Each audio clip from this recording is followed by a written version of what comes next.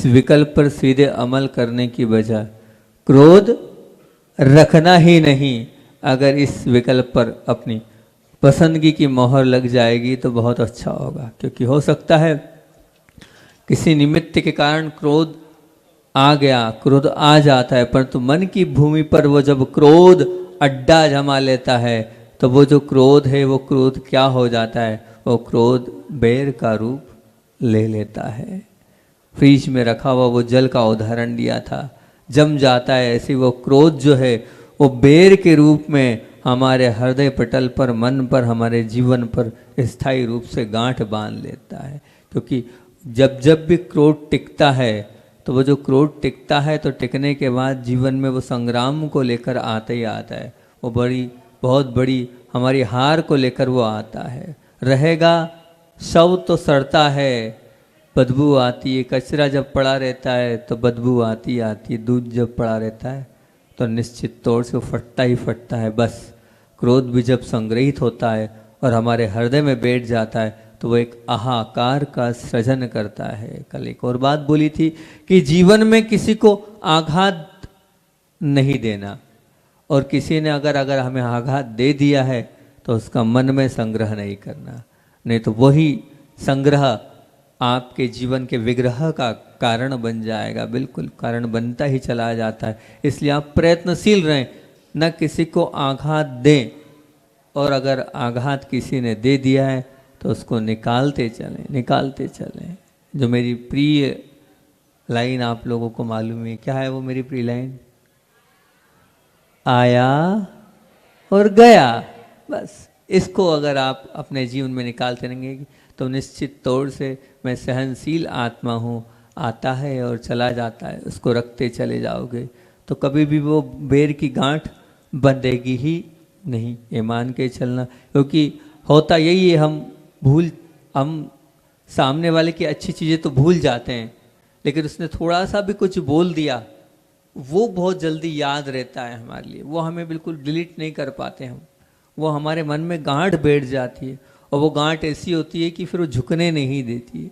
और फिर हम वही कल बात करी थी कि पुराना हिसाब जब भी आप करोगे तो नए बेर को जन्म देगा।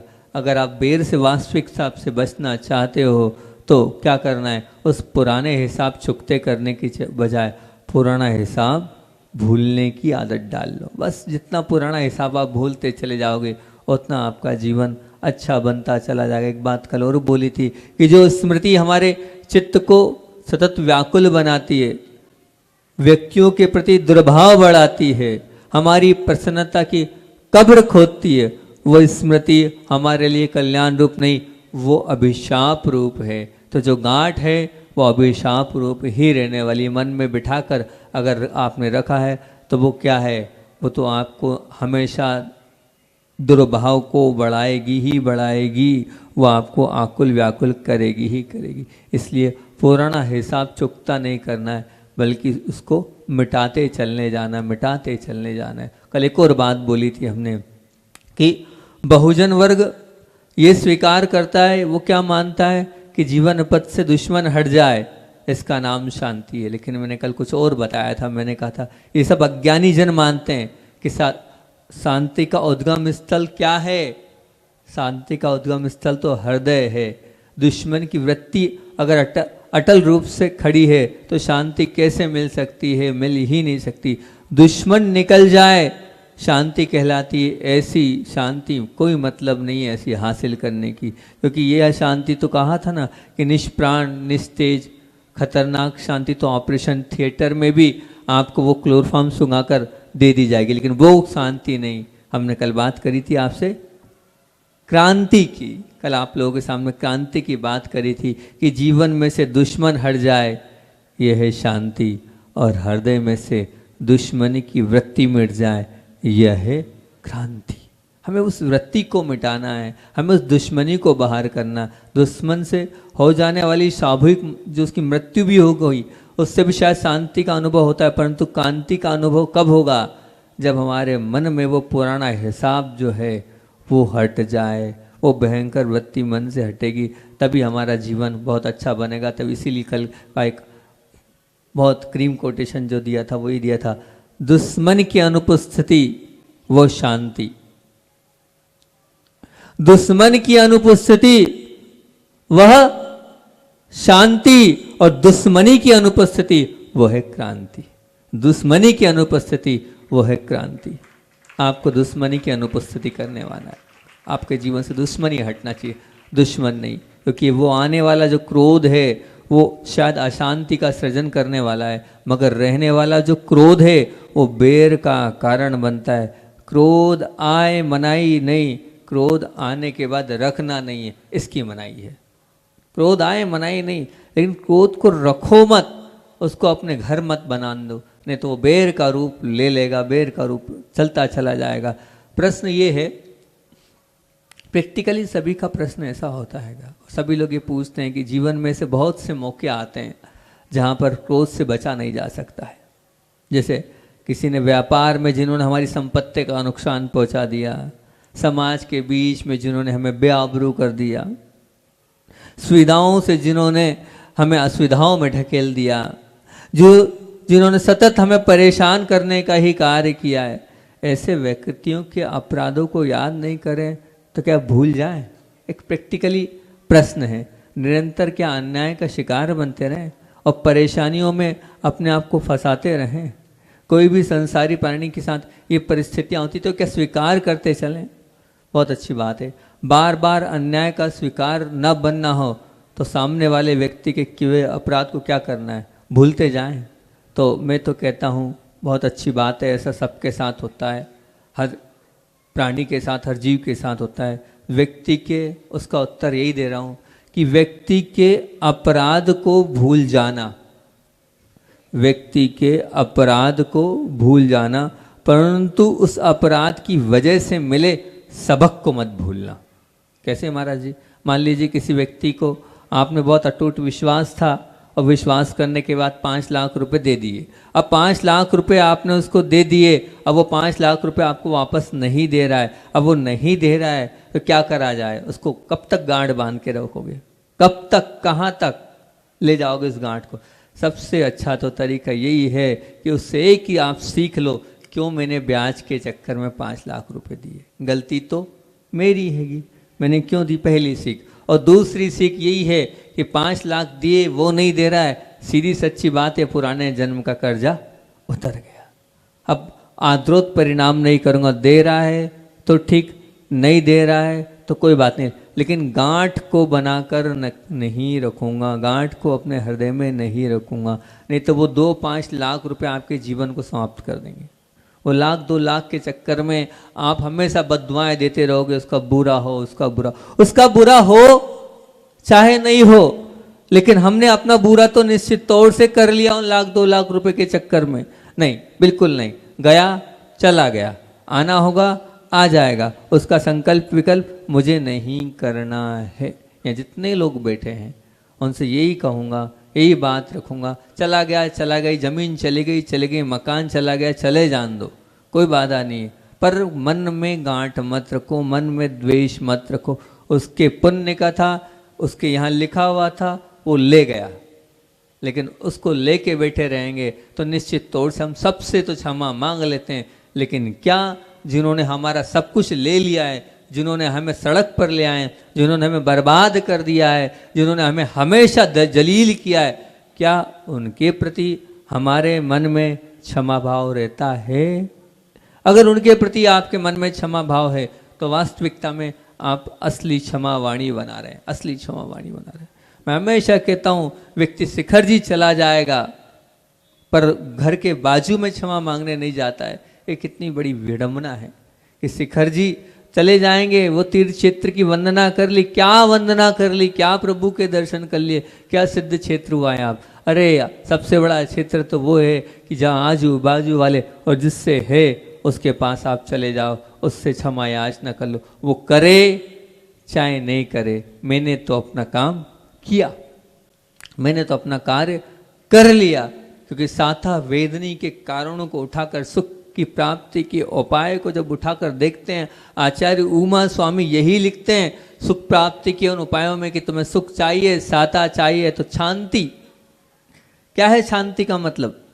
हमेशा क्षमा मांगते रहो, हमेशा क्षमा मांगते रहो, क्षमा करते रहो, क्षमा मांगते रहो। अपने आप आपके पास सुख आता चला जाएगा। अगर आप सुख के भंडार के साथ आप जीवन जीना चाहते हो तो क्षमा को अपने जीवन में रखते चले जाओगे तो सुख आप एक ही पहलू है, चाहे सुख कहो चाहे क्षमा कहो।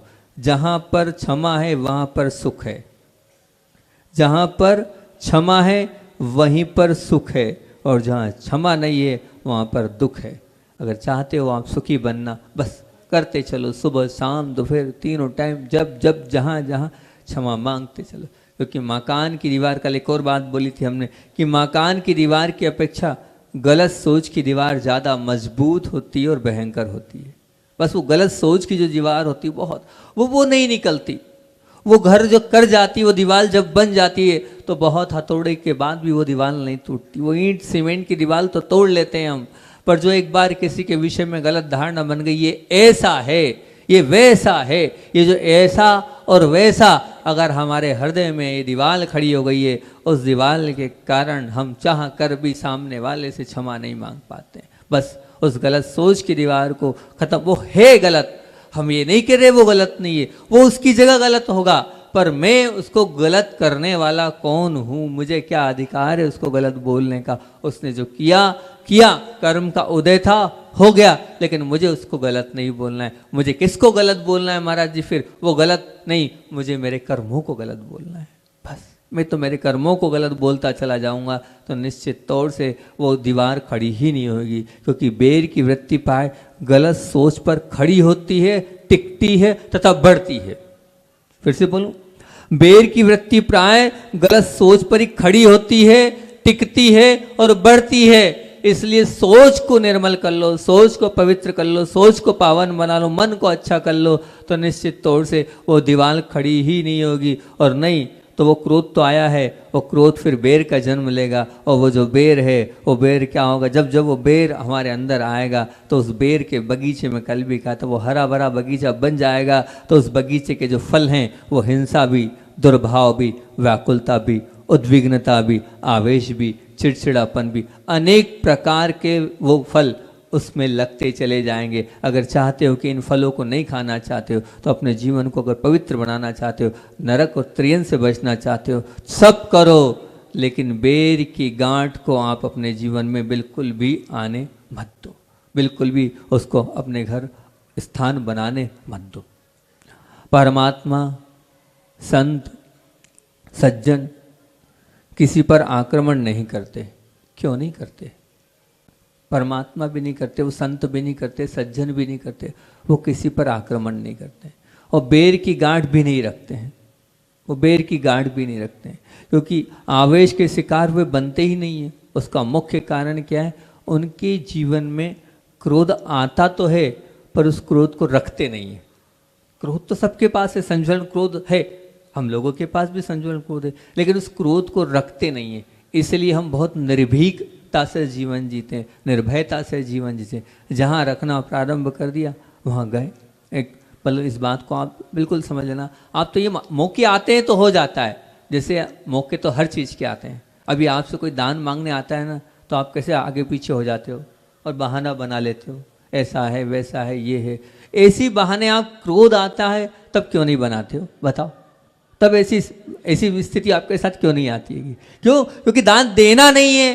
बीच है, संयोग मान लो, एक मत संयोग था, किसी ने व्याभिचार किया, ये एक संयोग था, किसी ने लूटपाट की, ये एक संयोग था, किसी ने गाली गलौज किया, ये एक संयोग था, किसी ने बदमाशी की, ये एक संयोग था, किसी ने विश्वासघात किया, ये एक संयोग था। बस आप एक संयोग मान लो, एक संयोग भर की प्रक्रिया थी, हो गया हो गया।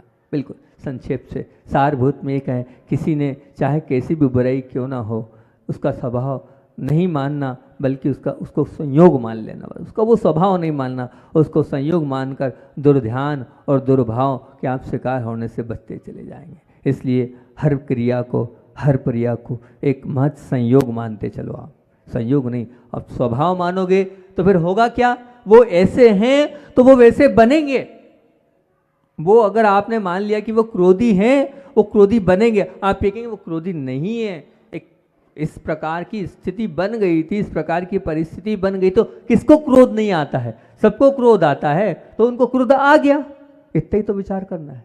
अगर इतना आपने कर लिया ना तो बहुत अच्छा होगा। और आप कहोगे नहीं, वो जब देखो जब गुस्सा करते हैं, जब देखो जब हमें डांटते रहते हैं, जब देखो जब इस प्रकार से करते हैं, ये करते रहोगे तो जब देखो जब नहीं, निश्चित लिख के रखना, हमेशा गुस्सा होगा आपके ऊपर, हमेशा आपका जो है उनके साथ व्यवहार खराब बनता चले जाएगा। बस बहुत बढ़िया सूत्र दे रहा हूँ। ये एक संयोग था, किसी कारणवश हो गया है, उनका स्वभाव ऐसा नहीं है। क्या ये इतनी बड़ी ताकत आपके अंदर आ सकती? आ सकती। बहुत बड़ा बीजभूत सूत्र दे रहा हूँ। ये आज का प्रमुख चिंतन है आज का ये, कि मैं सामने वाले के स्वभाव को एक संयोग स्वीकार कर लूँ। वो संयोग जो रहेगा वो टूट जाएगा, और अगर स्वभाव स्वीकार कर लिया हमने सामने वाले का, वो स्वभाव उसके जीवन में बन जाएगा। फिर आपका और सामने वाले का हमेशा वो भेदभाव चलता ही रहेगा, वो तकरार चलती ही रहेगी, वो तू में चलती ही रहेंगे। आज का नियम यही है क्षमा वाणी का, कि सामने वाले के व्यवहार को मैं क्या मानूंगा?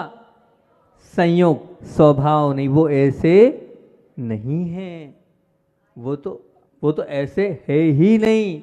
वो तो हो गया, वो जो हुआ है हो गया, स्थिति परिस्थिति के बस हो गया। लेकिन उसको क्या मानना है? संयोग मानना है। सच में अगर ये हमने स्वीकार कर लिया तो बहुत अपना जीवन बहुत अच्छा बनता चला जाएगा। लेकिन कोई मानता है ऐसा? बताओ, कोई मानने को तैयार है?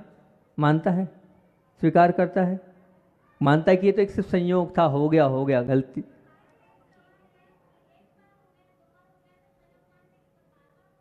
हमारा कर्म ही ऐसा है कि ऐसा संयोग घटते जा रहा है, पर उनका स्वभाव वैसा नहीं है।